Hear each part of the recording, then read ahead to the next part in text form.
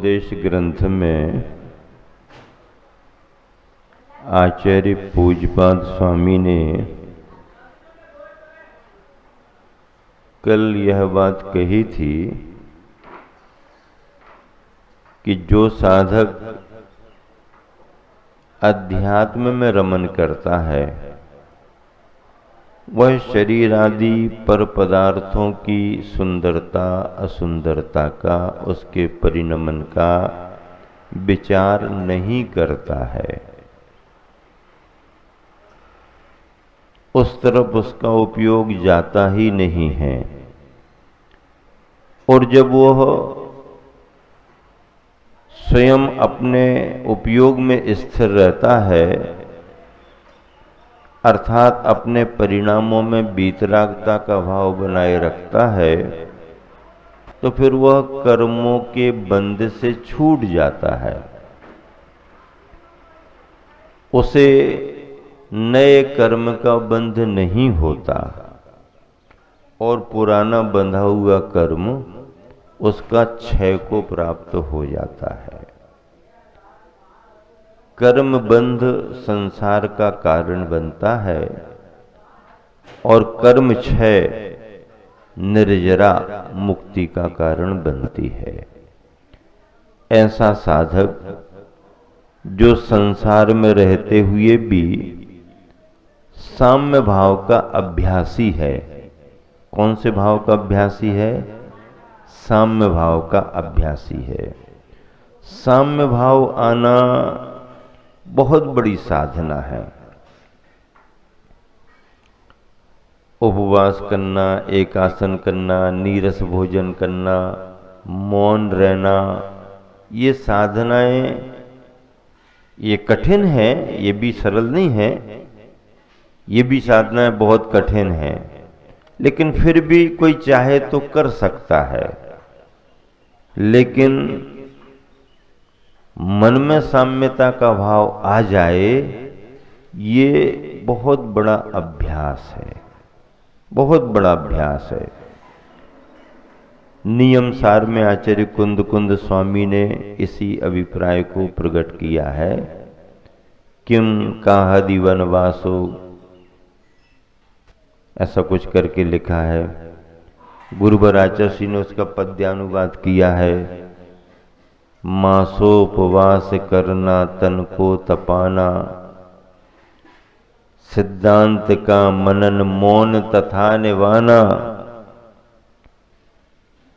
और ऐसा करके ये सब लिख करके अंत में गुरुजी लिखते हैं कि ये व्यर्थ है श्रवण के बिन साम्यवाना। इतने सब भी अगर तुमने कर लिया और जो क्षमता का भाव है, साम्यता का भाव है, वो अगर नहीं आया तो ये भी सार्थक होने वाले नहीं हैं। नियम सार की गाथा का अनुवाद गुरुजी ने किया है। कुंद कुंद स्वामी ने नियम सार में ऐसा भाव प्रकट किया है। उसी भाव को यहाँ पर पूज्यपाद स्वामी इष्टोपदेश में प्रकट कर रहे हैं। साधना होनी, साधना कठिन होती है, साधना करने वाले बहुत विरले हैं, पर उन सभी साधनाओं में भी समता का परिणाम पा लेना बहुत बहुत कठिन साधना या बहुत विरली साधना है। जैसे उपवास आदि कोई भी कर सकता है, ठंडी गर्मी को कोई भी सहन कर सकता है, और भी सब कर सकता है। लेकिन दिगंबर परंपरा या जैन परंपरा में जो केसलुंच आया हुआ है, वो केसलुंच की परंपरा अन्य समुदायों में नहीं है। अन्य समुदायों में सभी तरह के तप मिल सकते हैं, नग्नता भी मिल सकती है, परिसय सहन भी कर सकते हैं, लेकिन केसलुंच जैसी क्रिया केवल जैन परंपरा में ही है। ठीक ऐसे ही कितने भी तप करो, कितने भी कुछ भी करो, लेकिन साम्य भाव आना ही उन तपों की सफलता और सार्थकता है। तो ऐसा साम्य भावी योगी जो पदार्थों के परिणमन में उनकी सुंदरता असुंदरता का विचार करते हुए राग द्वेष नहीं करता है और परिणमन को परिणमन की दृष्टि से ही देखता है। क्या विचार करें, कांटे हों या फर्क, फूल कांटे हों या फूल, फर्क क्या पड़ता बोलो। कांटे हों या फूल, फर्क क्या पड़ता बोलो। कुटिया हो या महल, आंख भीतर की खोलो। माटी हो या स्वर्ण, जागना तो भीतर है, जो भीतर से जगा कौन उससे बढ़कर है। बाहर से तो कोई भी जाग जाता है, बाहर से जागा हुआ आदमी भी कई बार जिंदा दिखाई नहीं देता है, या जिंदा दिखाई देने वाला आदमी भी बाहर से जागा हुआ दिखाई नहीं देता। मतलब जिंदा तो है लेकिन जागा हुआ नहीं है। अब जिंदा होने में और जागने में क्या अंतर है भैया।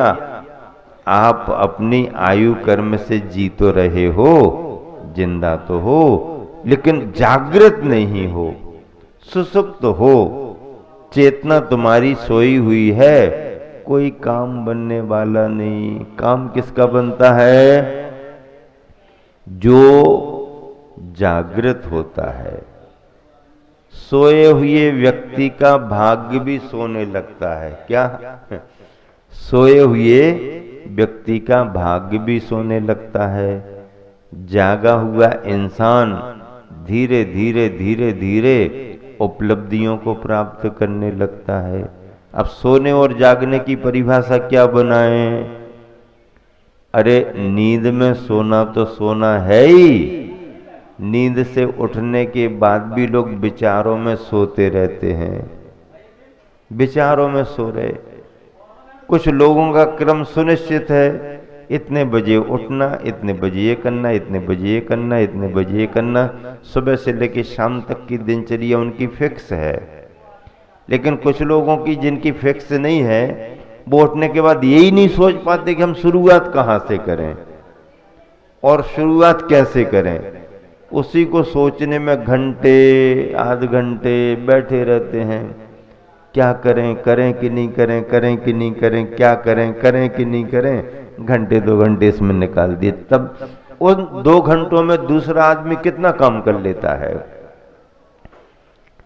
तो जिसके विचारों का क्रम सुनिश्चित है, उसको ज्यादा विचार करने की जरूरत नहीं पड़ती है। और जिसके विचारों का क्रम सुनिश्चित नहीं है, वो विचार विचार करता रहता है, काम कर ही नहीं पाता है। इसीलिए अपनी दिनचर्या में जो लगा हुआ है उसका टाइम फिक्स। अगर बीच में कोई आ गया, बैठ गया, बातें करने लगा, तो सामने वाले को बोरियत जैसी होने लगती है। प्रयोजन तो कुछ है ही नहीं और टाइम पास कर रहा है। भैया हमको बहुत सारे काम करने हैं, जरा जल्दी संक्षेप में सुना दो, हम समझ तो गए हैं ना, बाद में हम देख लेंगे, अभी हमको करना, अभी हमको करना, अभी हमको करना, अभी हमको करना। क्यों? उसका लक्ष्य निश्चित है। जिसका लक्ष्य निश्चित होता है उसको समय मिलता ही नहीं है, और जिसके लक्ष्य निश्चित नहीं है उनका समय कटता नहीं है। अरे इतने बड़े दिन हो गए, इतने बड़े दिन हो गए, क्या करेंगे, कैसे करेंगे। तुमको इतने बड़े दिन दिख रहे हैं और हमको टाइम नहीं मिल रहा है। क्यों? कार्य सुनिश्चित हैं। इस तरह से साम्य भावी योगी साधक कर्मों से छुटकारा प्राप्त कर लेता है। कर्मों का बंध उसे नहीं होता है। क्यों? क्योंकि कर्म बंध के लिए राग द्वेष कारण होते हैं, उनसे वो ऊपर उठ गया है। देखिए 45वें नंबर का श्लोक है, सुख दुख के आधार। क्या? सुख और दुख के आधार। परः परस्ततो दुख मात्मैवात्मा तथा सुखम अतएव महात्मानस् तन्निमित्तं कृतोद्यमा। एक साथ मिलकर के, परः परस्ततो दुःख मात्मैवात्मा तथा सुखम अतएव महात्मानस् तन्निमित्तं कृतोद्यमा। परः अन्य पदार्थ, परः अन्य है, पर पदार्थ पर है, ततः उस अन्य पदार्थ से दुखम दुख होता है। पर पदार्थ पर रूप ही है, इसलिए पर पदार्थ की संगति करने से आपको आकुलता व्याकुलता होगी ही, आपको दुख कष्ट का अनुभव होगा ही। क्यों? पर पदार्थ पर रूप ही है, स्वरूप तो नहीं है।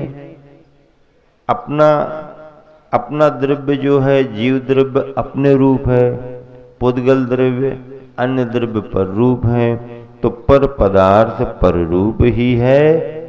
उससे संबंध होने पर आकुलता व्याकुलता दुख होगा ही होगा।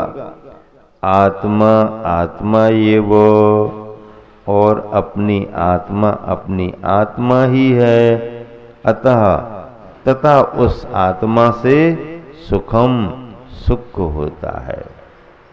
आत्मा ही है, उसका आलम्बन लोगे तो सुख होगा।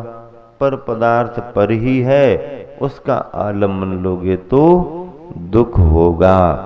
अतएव इसी कारण से, इसी बात को समझ करके महात्मानः महान पुरुषों ने तन्निमित्तम कृत उद्यमः उसकी प्राप्ति के निमित्त, उसकी प्राप्ति के लिए उद्यम किया, पुरुषार्थ किया, मोक्ष मार्ग पर आगे बढ़े।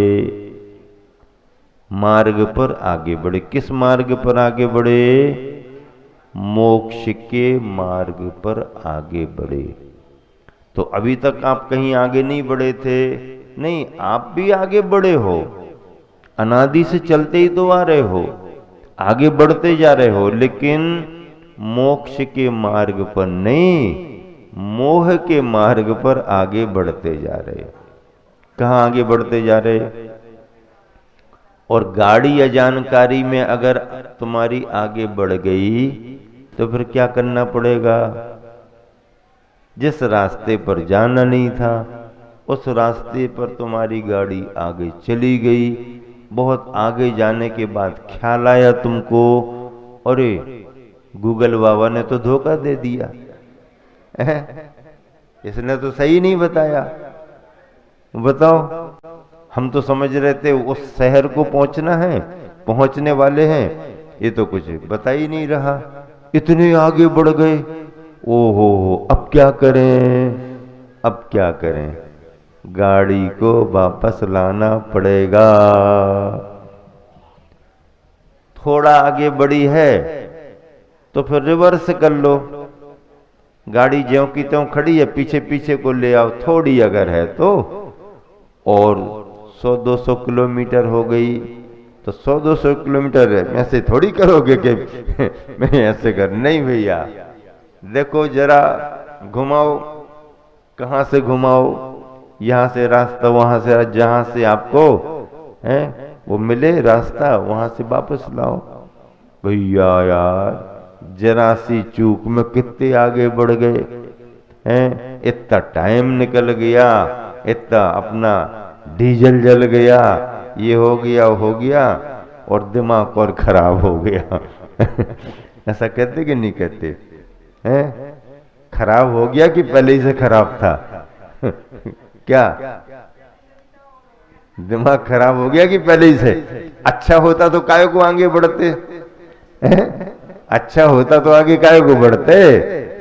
बढ़ गए बढ़ गए बढ़ गए, उस समय बातों में लग गए, जब आगे निकल गए तो अब बढ़ गए तो बढ़ गए, लेकिन वापस तो लौटना ही है। ऐसे ही ये संसारी प्राणी चल तो रहा है, चलता आ रहा है, आगे बढ़ रहा है, आगे बहुत बढ़ गया, लेकिन कौन से मार्ग पर? मोक्ष के मार्ग पर नहीं, मोह के मार्ग पर आगे बढ़ गया। अब आगे बढ़ गया तो आचार्य कुंद कुंद स्वामी कहते हैं, आचार्य पूजपा स्वामी कहते हैं, लौट चलो लौट चलो लौट चलो। कहाँ लौट चलो? वापस मोक्ष के मार्ग पर लौट चलो। ऐसा उपदेश आचार्यों ने दिया है। भावार्थ देखो, शरीर आदि पर पदार्थ पर ही हैं, अतः उनसे दुख होता है, और आत्मा आत्मा ही है, अतः उससे सुख होता है। इसलिए महान पुरुषों ने आत्म प्राप्ति के लिए प्रयत्न किया है। पद्यानुवाद और दोहानुवाद पढ़ेंगे। देखो ऊपर दोहानुवाद लिखा है, पर ही है अतः दुख, निज निज ही सुख खान, अतः सहित उद्यम किया, जो थे पुरुष महान। जो महान पुरुष थे उन्होंने अपने हित स्वहित उद्यम किया, पुरुषार्थ किया। क्यों किया अपने हित का पुरुषार्थ? क्योंकि पर ही है, उससे दुख होगा, निज निज ही है, उससे आपको सुख मिलेगा।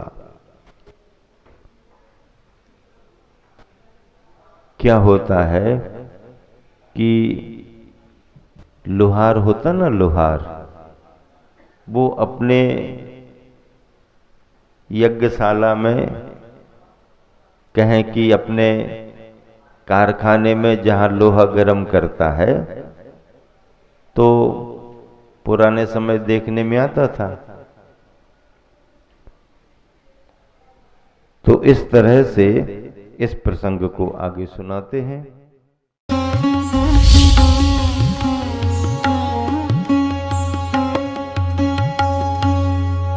हर सुबह